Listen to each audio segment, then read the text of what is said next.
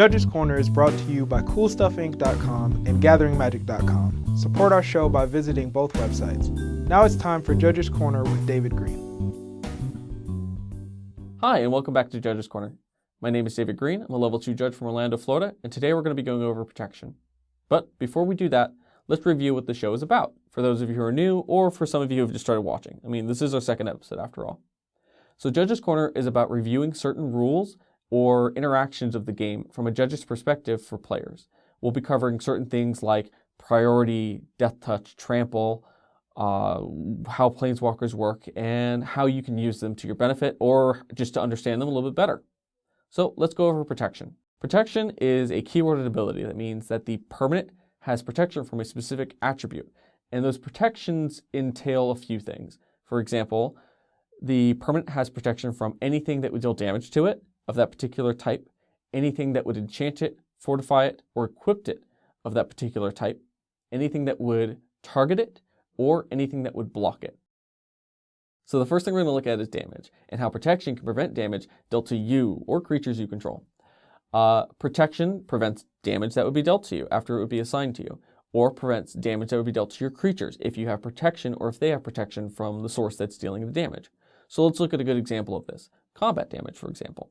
Your opponent decided to attack with their Ajani Sunstriker, and you since blocked it with your Knight of Infamy.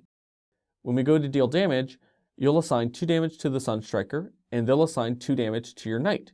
But their 2 damage will be prevented, and yours won't. And because of that, they won't be gaining any 2 life off of the lifelink. So let's look at some non-combat damage. In this example, we have Mizzium Mortars being overloaded, and it's about to deal 4 damage to all of your creatures. But if any of those creatures have protection from red, in this particular case, none of them will be dealt that damage.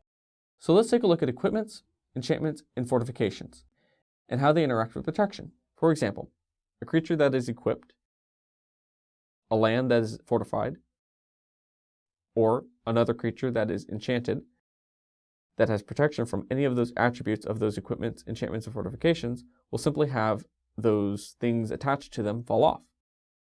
But enchantments will end up hitting the grave, while equipments and fortifications will just sit on the battlefield.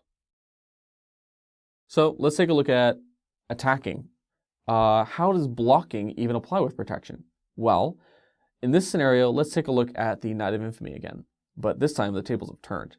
Your Knight of Infamy is able to attack and be completely unblocked and unhindered by all of those white creatures your opponent controls this time.